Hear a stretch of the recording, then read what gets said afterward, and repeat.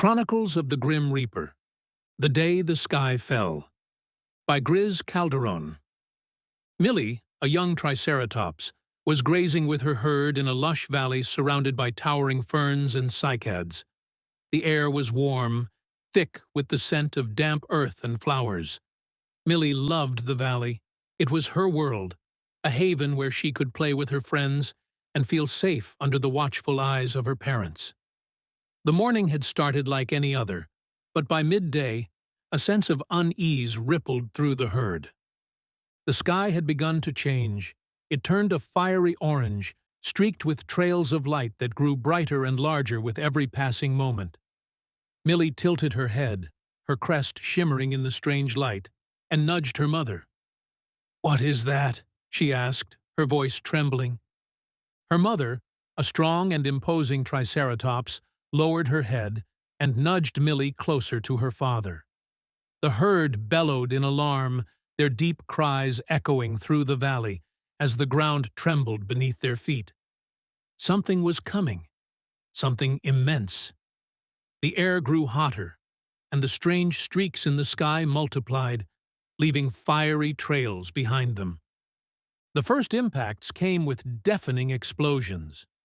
Trees shattered into splinters, and the earth heaved violently. Millie stumbled, her small legs struggling to keep her upright as her parents flanked her, their horns raised defensively. The herd was scattering, some fleeing toward the hills, while others froze in panic.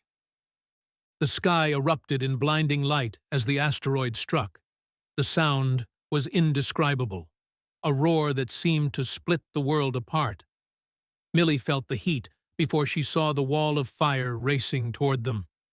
Her parents roared, trying to shield her, but there was no escape. The world was unraveling. Amidst the destruction, the Grim Reaper stood silently on a ridge overlooking the valley. His black robe flowed like shadows through the fiery winds, his scythe reflecting the chaos in its cold, sharp blade.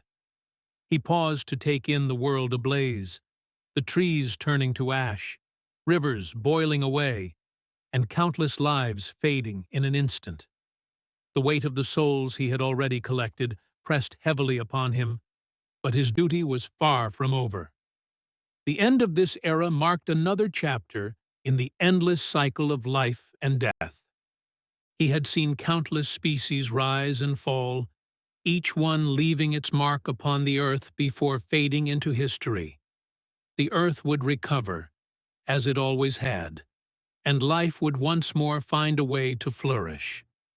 There would be an age where he collected fewer souls, but his task would never truly end. Life was persistent, and so too was its inevitable end. In moments like these, he had to reconcile his eternal duty with the sorrow of witnessing such loss. As the searing heat engulfed her, Millie felt a strange calm descend. The flames froze, the noise faded, and the chaos stilled. Before her stood a dark figure cloaked in black, his robe flowing like smoke in the fiery wind. In his bony hand, he held a scythe that gleamed with otherworldly light. His face, hidden beneath his hood, seemed to radiate an ancient sadness. "Millie!" The Grim Reaper's voice was deep and resonant, carrying both sorrow and comfort. "The Earth has endured a great catastrophe. A massive asteroid has struck. You and your kind will not survive this." "Where are my parents?" Millie asked, her voice barely a whisper. "They are here," he said, stepping aside. Her parents stood behind him, their forms radiant and whole, free from the burns and terror of the mortal world. The Reaper knelt before Millie, his hollow eyes meeting hers. "Come with me. I will take you to a place where there is no pain, no destruction, only peace." Millie's fear melted as she stepped toward her parents.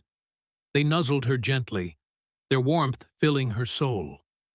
Together they followed the Reaper, leaving the shattered world behind for a realm of endless green and unbroken skies. As he led them away, the Reaper turned back for one final glance at the dying world. He took no pleasure in this, but neither did he despair. He existed to bear witness to the ends and beginnings of all things. This was not the first time, and it would not be the last. Resolute, he tightened his grip on the scythe and disappeared into the stillness beyond the flames. The end.